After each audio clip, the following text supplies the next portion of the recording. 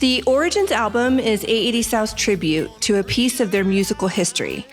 It's one part of the many genres that shaped them over 2 decades of songwriting, which is why they named it Origins and plan to follow it with more concept album themes. In 2024, they released 24 songs as an experiment, just the 5 of them sorting things out and seeing how viable it would be to create from home and release new material. Weege was fresh off his solo project and needed something solid to build on. The original 3 members of 880 South, Greg Medeiros, Steve Shishka, and Luigi Casaretto, reconnected online and were soon joined by new bandmates, Chelsea Martinez and Roy Camello, which allowed them to create high-quality music together from their home studios. Lockdown made it possible for them to create across 2 different states, pushing them to record and collaborate remotely. Origins is the result of a work of art from a labor of love and an abundance of studio experience. My name is Melissa Casaretto, and I'm interviewing my husband Weege, and here's their story. So when did it all start? Who started it? 880 South was created in 2001 on the brink of the breakup of the funky quintet, the Floppy Rods. That was my old band. I was encouraged by longtime friend Josh Fishel of Bargain Music to try and write music that fit my own personal interests. So after quitting the Floppy Rods, I hadn't seen any of my former bandmates for months. We had light falling out, but we were still friends. But I had developed new ideas. I was at a party and I saw Steve Shishka. We were in Campbell at a friend's house, and he's the former, Floppy Rods lead guitarist. And I played him some demos in my truck that I wrote in a Pro Tools session. I borrowed Pro Tools from my friend. I'd actually been learning how to track music and engineer. I was working with like MIDI music programs, and I was at Foothill College and just took some time, made some amateurish attempts to record guitar and vocal stems. Steve was actually chasing his music degree at San Jose State. He was a big, jazz musician, and we just planned a weekend on campus to record. He had like an analog, I think it was like an 8-track, maybe it was a 12-track, I think it was an 8-track. And we decided Steve would play bass and I would play guitar because I wrote the songs. We just were trying to get some ideas down. We were gonna use like the djembes and percussion, but it didn't really map out the way we planned it. Before we took any more like time into it, we decided, hey, let's get Greg in here because Greg's a really good guitarist as well as a bass player. And so we got Greg in there playing guitar, and I just stepped back and did vocals. Looking back, it was kind of funny. I mean, we switched up the instruments. Greg was actually the bass player in Floppy Rods. Steve was the lead guitarist. So, it was a complete switch up from the original lineup. But, Greg had been chatting with a local San Jose drummer who he jammed with in another band, him and Steve actually. And his name was Casey Cox. He was in the band Jalopy Taco Stand. JTS is what we called them. But we were all big fans of their band. So I was like, yeah, let's do it. Get a good drummer in here. Let's have some fun. The ironic part is we would all collaborate at his practice space, and then finally decided to record a 4-song demo. And we did it, professionally at Street Noise Studios. Well, Street Noise Studios was actually owned by former Floppy Rods drummer Aaron Leba, also our friend. We went to school together. Eventually, Casey moved on to other projects. Greg switched back to bass, and then Steve switched to guitar. And the original 4 members from the Floppy Rods, we all met at a local bar to officially make 880 South like a reality. And what a run it was. What was the original vibe and sound of 880 South? Well, the music was always a hybrid approach, but in those days, because of our origins and Floppy Rods, the rock funk was kind of the backbone. I mean, it was like alternative rock is the way we saw it.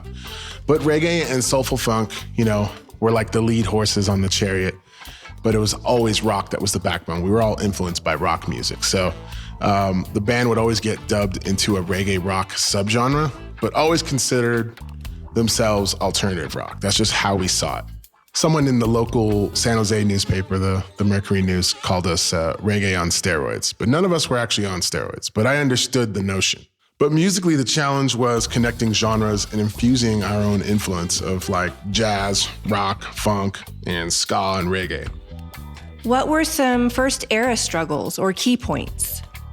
Well, 880 South was a spin-off of the Floppy Rods. Everyone knew that. It was a band that already established itself heavily in funk and soul. So we played a lot of shows up and down the coast, making a lot of connections in key markets on the West Coast. I mean, we played with Slightly Stoopid, Bargain Music, The Expendables. We were all very closely tied with those bands. So it was an easy transition to get on to some great shows, pack our hometown venues, and release 2 albums that would pretty much transform the entire future for us. We did Beware in 2006. We released Youth Bus Sessions in 2008. We had some pretty good success with Effects of Sunshine, Apartment 28, and more recently, Sex on the Beach. So, 880 South, we created a nostalgic wave of music. Nobody really expected us to take off but ourselves. We all had this insane work ethic. So 880 South is back. Why'd you bring it back? Well, me personally, I tried to keep it afloat for a very long time.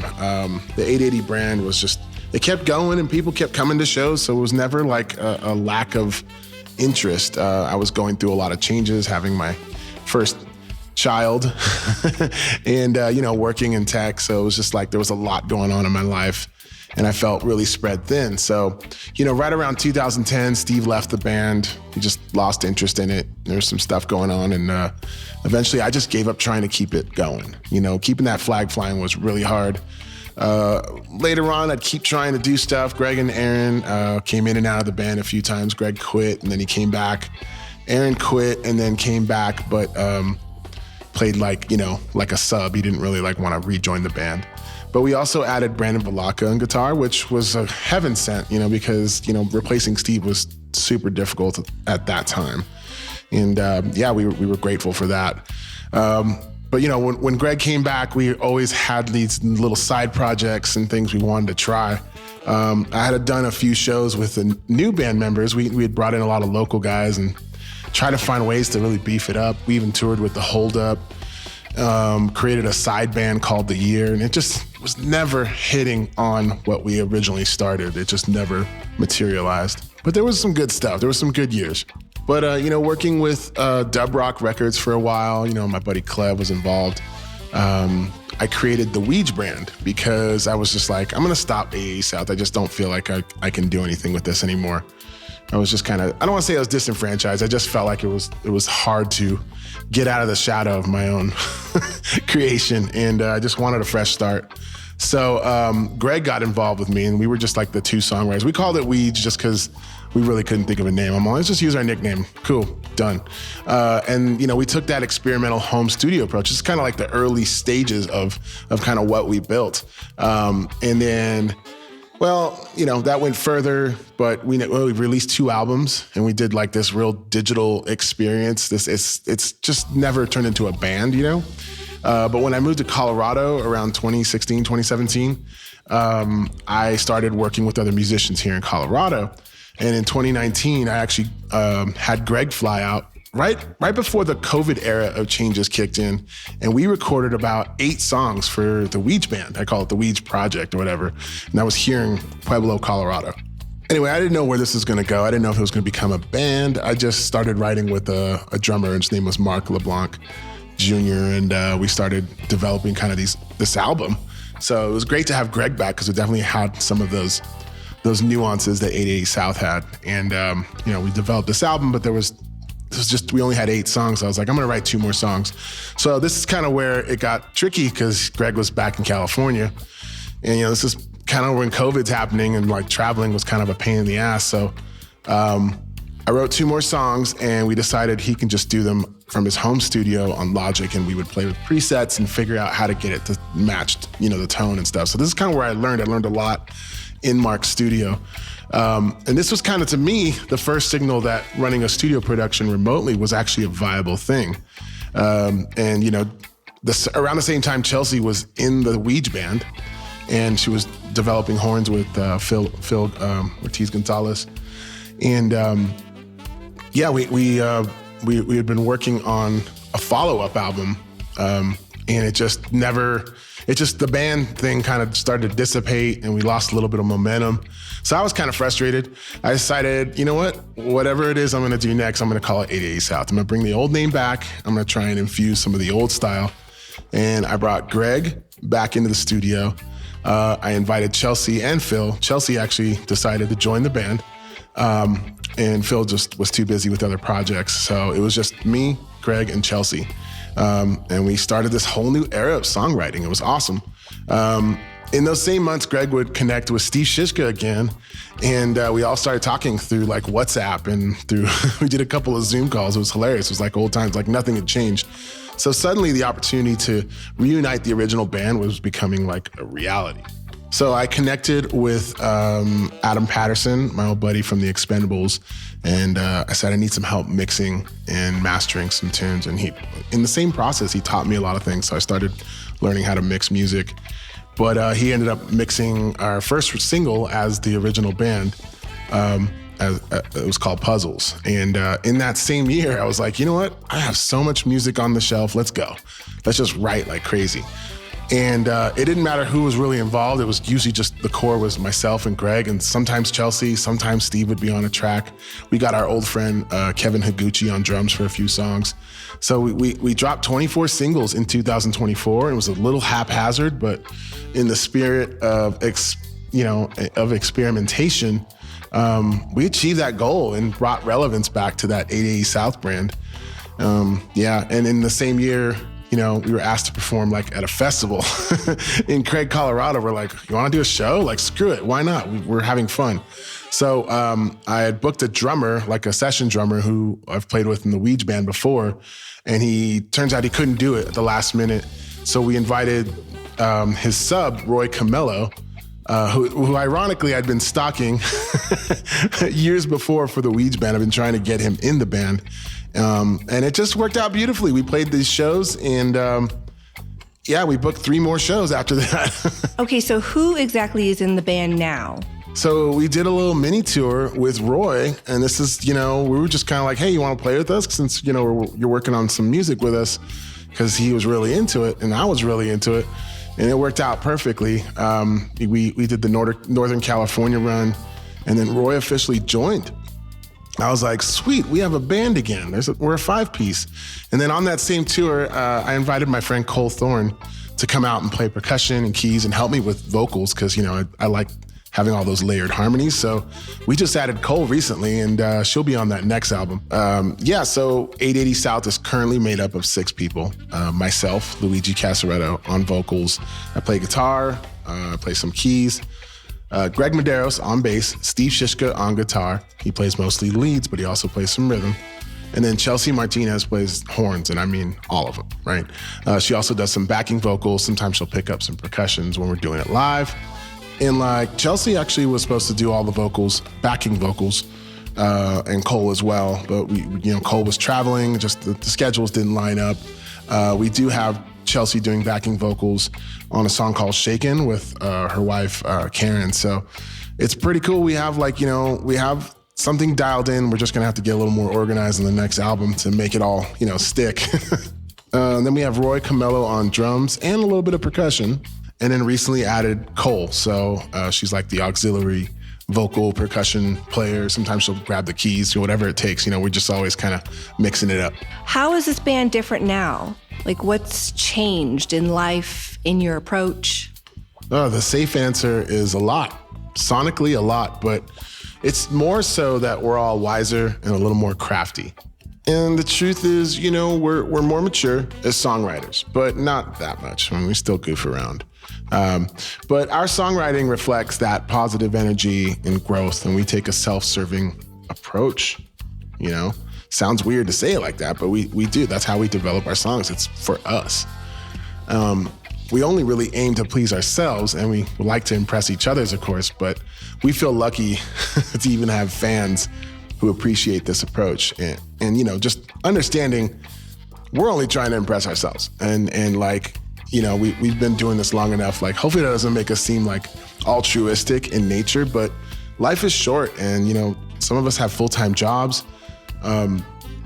families, responsibilities to others, and stuff that goes beyond music. So while we also, we believe in ourselves and we feel our collaborative music is something we birthed, and it's something we should absolutely nurture. And the real advantage of working remotely and having our own studios really gives us this extra nudge to say, we don't need 12 songwriters, a producer, and a record label, and a distro company, and this and that. And, we don't need people telling us what's good and what isn't, right? This is what makes sense for us as a band right now. It's like a communion of creativity.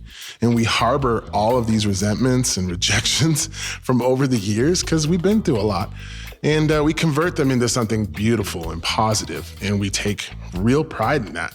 In the end, we're studio gangsters, but by choice, right? We can easily tear it up live. Okay, it's different. But how has the sound and chemistry changed? Oh, yeah.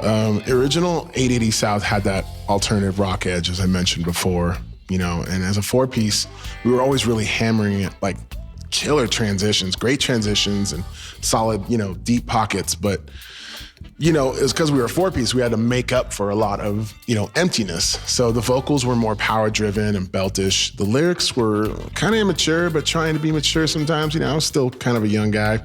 The sound altogether was more aggressive, but like this 6-piece version, the way it's changed, the 80 South sound now has evolved into like a soul infusion, a gritty soul infusion with more components and complexities, by adding layers of horns and multiple guitar arrangements, more prominent keys and backing vocals. It creates a much fuller sound. So there's a lot there to dissect. But when you hear it in headphones or you hear it in a quality system, you're like, ooh, what is that, right? Make no mistake, though, the power behind those bass lines and the drums, it's still reminiscent of old 88 South. That core is still there. Even though we have a different drummer, he plays a very similar style. But lyrically, I guess, at the age of 47, I've seen and lived through a lot. I have great memories and stories, and it's not just feelings that I feel, it's what I've learned from them, good or bad. And I've allowed myself to be even more vulnerable. And while some of my songs are true stories, I've actually developed myself into a storyteller.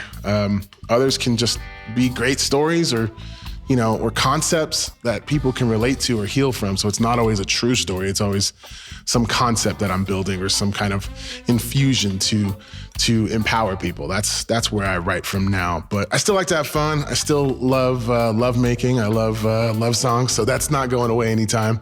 I let it breathe and stories unfold with metaphors and emotional depth. But it's changed a bit from all the raucous energy, It's not scars and real lessons all the time, but it's deeper roots. And I do think we have all become better musicians over the years, at least the 3 core guys. I mean, the ones we added were already pretty awesome. But I think like Steve, Greg, and myself, we were always practicing, performing in other bands, doing other things to, embody kind of improvement on ourselves. So vocally, I think I've chilled out on the range of my voice. I found my pocket, but I can, still flex when it counts, which makes those moments, even more exciting when I do flex my vocals. But altogether, our sound has always been about creating beautiful peaks and valleys in our sounds because we love those kind of, those highs and lows. It's like a roller coaster, right? And you tie that into the motion of the lyrics and you've got really good songwriting. What keeps you guys motivated after all these years? Oh, wow. We just want to write what feels good to us without interference or without distraction. We love concepts. We have so many in the pipeline. I mean, the types of music we are all influenced by is super all over the place. So we try and harness it, and that's why we're doing these concept albums. We recorded, we have just a lot of ideas in the pipeline, but we recorded so many reggae songs we could easily release a second one, but we'll hold on to those for a bit, maybe do a B-sides or just polish it a little more and put out another album later on. But, the next album's obviously going to be a different genre. So, we could probably just drop singles or something. There's a lot of variations and ways you can do things, but we wanted to put together a concept album because I want people to listen to an album in its entirety. So we already titled this one Origins, right? And we're developing a funk and soul album next. It's kind of like an infusion of funk, soul, R&B, You know, and it's going to be called Origins 2. So that's coming out at the end of this year, 2025. So we're developing that over the summer. We've even talked about like yacht rock and 70s and 80s, like, you know, real like commitment to the tones, the analog era, the synth era. There's a lot of different ideas we can play with. But right now, we're pretty stoked on what we have. I think I even threw in the idea of like a samba-infused, samba funk, bossa nova type album, but, you know, Americanized, of course. But anyway, we want to continue to grow as artists, but we don't want to be tied down by, you know, the processes that record labels put you through. And the scene that we're in, I mean, it's just changed so much. There's just way too many gatekeepers currently in the reggae rock genre, subgenre, and reggae music.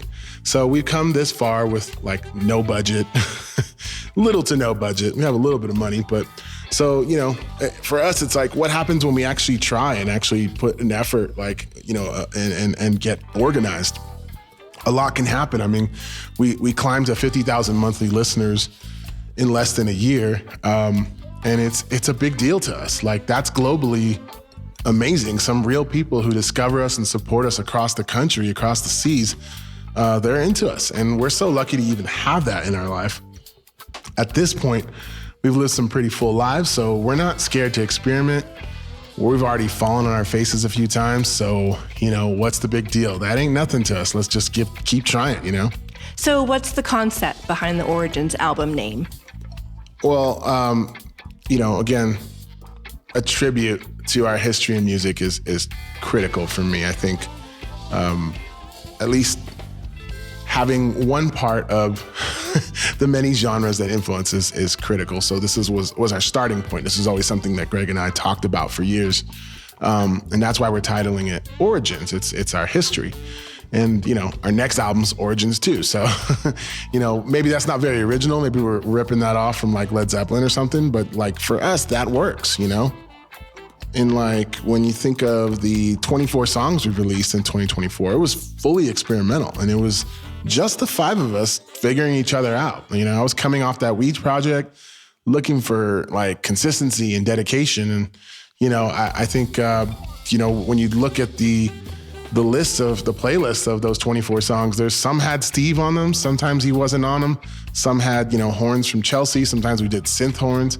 You know, it just depended on what was going on that week, really. You know, we had Roy Camello on drums much later in those sessions, but Kevin Higuchi early on. There's a lot of drums that were live drums that I recorded, like stereo, lo-fi, and just reprogrammed them using Reason. And that worked. And, you know, it was all experimentation, no rules. Greg and I just wanted to keep making music without people meddling in our business, and we just wanted to have fun. And the Weege project I started was just wearing me thin. So I was like, I needed something tangible I could build from.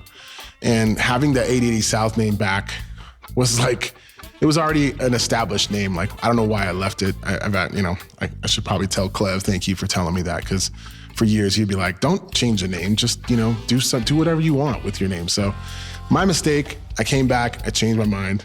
AA South is, you know, something I built, and, you know, I had great bandmates to help me support that. So, and now we're back together. So it's exciting. And now that I can just do one thing and do it really well, and have the chance to make high quality music with my old bandmates, I couldn't pass that up. What brought you to the decision to make it a reggae album? It's always been in our DNA. Greg always had a background in reggae with his like Hawaiian, Polynesian family upbringing. So, and I did too. I had a pretty vast, open musical background growing up, from, you know, Latin and reggae and rock and country and soul, R&B, like it all connected. But, you know, reggae always stuck with me, right? And growing up, we played a lot of Bob Marley, Steel Pulse, UB40. But dabbled in a lot of the, you know, as we started developing as songwriters, Greg and I, we always dabbled with the subgenres, right? Like ska, rocksteady, lovers rock, a little bit of dub, but not as much, you know, but we expanded our musical horizons as individuals. So yeah, we dabble in a lot of different styles, but we always joked, like, could you imagine if we just dedicated ourselves and made a dedicated reggae album? So we did. And, you know, unfortunately, when we first started out, we couldn't foresee that happening because the band we were in was vastly different. Floppy Rods was like, in terms of influences, right? Like we just all listened to different stuff. We didn't really like each other's music, which was pretty funny. But when we started AA South, the possibilities opened up a bit more because I became the main songwriter, whereas in Floppy Rods, I was just a lyricist and a melody maker. So even then, being a little more rock heavy, with the rock backbeat and the soul infusion, it outweighed the reggae back then. So now that we've changed the lineup, it's like a whole new world has opened up for us. We're able to tap into our roots, so to speak. Having Roy with that strong reggae background is a lifesaver too. Chelsea on horns, same thing. We've got more dynamic stuff we can do now. So it was always a discussion and a concept we wanted to try someday. But the crazy thing is, like I said, we wrote about 23 songs in demo form, and we settled on 11 we thought were the hits. So we're not closing the door on reggae after this album. They could be B-sides or something. But we have enough to make a whole nother reggae album. And I've got probably 100 songs sitting on my external hard drive that could easily go any direction in terms of genre. But our goal was to create really cool concept albums dedicated to genres, specifically the genres that influenced us. So I think we achieved that with this first one. Origins is that first step in that evolution, and we're super proud of it. I mean, we accomplished something really cool. Was recording remotely a choice or a necessity? Well, after COVID, we got to experiment a lot remotely, especially during the Weege phase. And I say we, I mean Greg and I. And when we got back together with Steve, we just couldn't foresee this band recording music without him or Greg. They're like the core guys, right? I write a lot of the rhythm, a lot of the instrumentals. I put together demos, but once they put their zhuzh on it, it changes the whole sound sonically. And it's like, I just can't see myself with another guitarist or another bass player. And it's, that's hard because I'm always experimenting with different genres in my own personal work. It's not just 880 South that I write for, So, but for 880 South, it's really only possible because of platforms like WhatsApp, FaceTime, Zoom. Having all our gear in our homes just made life easier to create. So, sometimes that's really fast and sometimes that's slow. Sometimes the process, we get hung up by everyday life. We all got bills and things we got to deal with, family, it's like we make our own rules. So what more could you ask for? So short answer, I should have just started with this, is agility, having that ability to turn it around quickly, but also pause when you need to without the meter running. You're not sitting in the studio going, bro, you got 4 more hours left. It's like, great, we're done. Or, hey, let's just come back to this next Saturday. We got this. And that's kind of how we operate. How do you all define success for the Origins album? I think that answer is different for every person in this band. But for me, I've evolved from songwriter to producer, become a better musician. So I've seen personally what a sync and publishing deal can do for an artist. When I landed a sync deal, a publishing deal for the song The Girls that I wrote for the Hold Up, it was an eye-opening experience for me because my whole world was touring, selling merch, and, maybe we get on some cool festivals. That's how I make money. Never thought of my music in a mechanical sense where it could be licensed, used in film, television, movies, commercials, you name it. And yes, it was a monetary thing. I mean, I got money in my pocket, a substantial amount of money too, not like, here's a couple $100. It was all together. We had a really great deal. After lawyers took their cuts and their fees and, all the perpetuity of, signing these contracts, we probably could have made a little more, but we got a nice advance, and I can't complain about that. Those are the kind of deals that can make a huge difference in your life to propel your career, right? So the lights came on, and it's always been my biggest ambition to achieve some level of publishing success. I think that's what I want for 880 South. So great example, you're my wife, so I'll just tell this story. We watched this show called Rescue High Surf, It's lifeguard drama for all those that don't know. But it's got beach vibes, summertime, tropic, nuances. You get the gist. It's not quite Baywatch. It's a little more serious. And anyway, I hear reggae music like ours on this show all the time. I've heard Pepper. I've heard Iration. I've heard a lot of groups that are in the same genre. And instantly what I do is I just get on my computer and I reach out through IMDb Pro and I find out who's making the music. So I hit up that music supervisor who's making all the decisions, and I stumble on who that is, and I messaged him, but got nothing back. But I'll tell you what, I'm not giving up on that. But it's just an example of like the way my mind works. Like I'm going straight to that, like, hey, CJ Mira, if you hear this, check my album out, bud. Anyway, I don't really do this to win Grammys. I don't do this to get the pat on the back or all the accolades in the community. I've always been in this, as I said earlier, to impress myself and my bandmates and my family, but ultimately I want opportunities to grow and become the producer I know I can be. So I wouldn't be mad if we won awards. I'm not saying don't give me a Grammy. Obviously, we played Cali Roots a long time ago. I'd love to play that again. Big bucket list for success for me is, touring South America, Peru, Chile, Argentina, Brazil. I'd love to hit all those countries.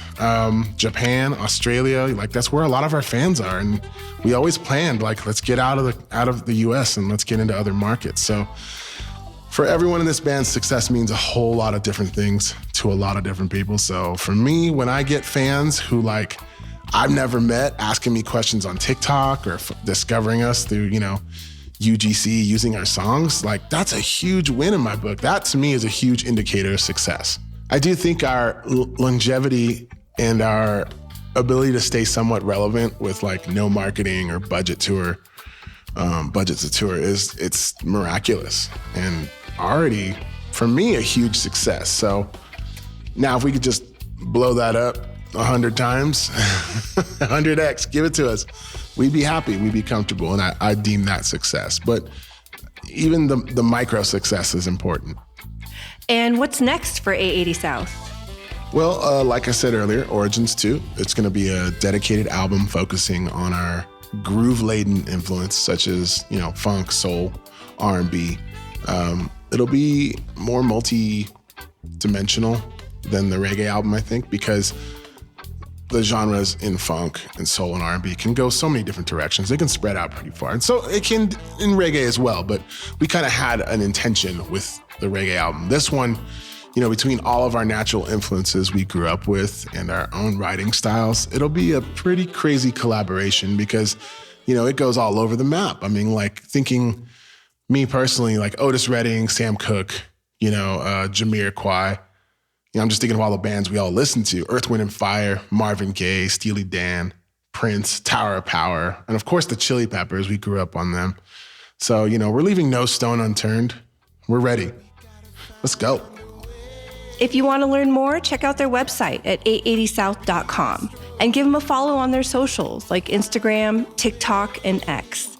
Their music is streaming on all major streaming platforms like Spotify, Apple Music, and more.